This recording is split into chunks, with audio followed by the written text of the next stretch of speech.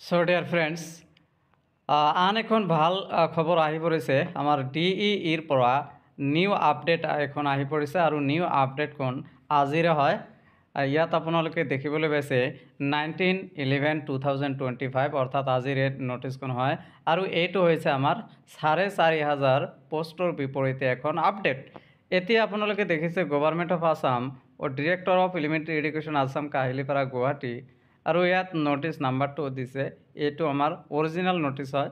চ' ইয়াত নটিছখনত দেখিছে আপোনালোকে in pursuance of the advertisement A and B void number dated 8/1/2025 for the recruitment process of regular teacher of LP and UP schools under DEE Assam. অৰ্থাৎ আমাৰ এই 4,500 পোষ্টটো কেতিয়া দিয়া হৈছিলে 8 তাৰিখ জানুৱাৰী মাহৰ 8 তাৰিখত দিয়া হৈছিলে 2025ত আৰু তেখেতসকলৰ বাবে it is for information of the following candidates who have submitted their documents in support of extracurricular activity cultural that the physical verification will be held as follows। অর্থাৎ যিসকল ক্যান্ডিডেটে এক্সট্ৰা কাৰিকুলাৰ এক্টিভিটি অৰ্থাৎ ECA কালচাৰৰ ক্ষেত্ৰত সংস্কৃতিৰ ক্ষেত্ৰত apply কৰিছিলে তেখেতসকলৰ ভেৰিফিকেশ্যনটো আমাৰ আৰম্ভ হ'ব কেতিয়া 26/11/2025 and 27/11/2025 অৰ্থাৎ নৱেম্বৰ মাহৰ 26 তাৰিখ আৰু 27 তাৰিখতে তেখেতসকলৰ ভেৰিফিকেশ্যনটো হ'ব। সো ইয়াত কিন্তু এক্সট্ৰা কাৰিকুলাৰ এক্টিভিটিৰ দুটা ভাগ আছে আমাৰ, এটা হৈছে স্পৰ্টছৰ ক্ষেত্ৰত স্পৰ্টছৰ ক্ষেত্ৰত আন এখন হৈছে আমাৰ কালচাৰৰ ক্ষেত্ৰত।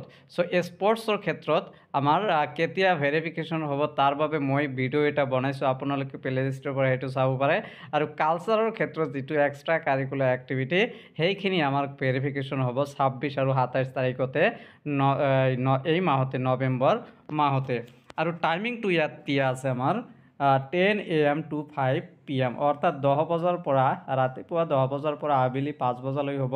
আৰু ভেন্যুটো দিয়া আছে আমাৰ conference hall of directorate of elementary education Assam Kahilipara অৰ্থাৎ ডিৰেক্টৰেট অফ এলিমেণ্টাৰী এডুকেশ্যনৰ যিটো কনফাৰেন্স হল আছে প্ৰেক্ষাগৃহ আছে সেই তাতে আমাৰ ভেৰিফিকেশ্যনটো হ'ব। আৰু কি কি লৈ যাব লাগিব সেইখিনি আপোনালোকে কিন্তু চাব লাগিব যে ইয়াত অৱশেষত এটা কথা দিয়া আছে, the candidates need to bring the original document in support of their extracurricular activity cultural issued by the competent authority along with acknowledgement of the online application অৰ্থাৎ অনলাইন এপ্লিকেশ্যনৰ সৈতে তেখেতসকলৰ যে কালচাৰেল এক্সট্ৰা কাৰিকুলাৰ এক্টিভিটি কালচাৰৰ ক্ষেত্ৰত সংস্কৃতিৰ ক্ষেত্ৰত যে তেখেতসকলৰ এক্সট্ৰা কাৰিকুলাৰ এক্টিভিটিৰ চাৰ্টিফিকেট যিবিলাক আছে এইবিলাক অৰিজিনেল চাৰ্টিফিকেট লৈ যাব লাগিব।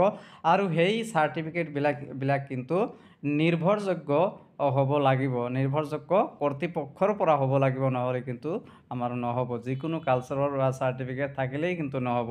তাৰপিছত কোৱা হৈছে the candidature of the candidate will be cancelled who fails to attend the verification process অৰ্থাৎ যিসকল কেণ্ডিডেটে প্ৰাৰ্থীয়ে ভেৰিফিকেশ্যন প্ৰচেছটো পূৰা কৰিবলৈ সমৰ্থ নহ'ব তেখেতসকলৰ কেণ্ডিডেটছাৰ অৰ্থাৎ প্ৰাৰ্থিত্ব কিন্তু বাতিল কৰি দিয়া হ'ব, কেনচেল কৰি দিয়া হ'ব। চ' এইখিনি এক্টিভিটি কালচাৰৰ ক্ষেত্ৰত আমাৰ কেণ্ডিডেটৰ সংখ্যা আছে 85859। চ' এইখিনি আছিল আজিৰ ভিডিঅ' আমাৰ। Thank you very much for ৱাচিং দ্য ভিডিঅ'।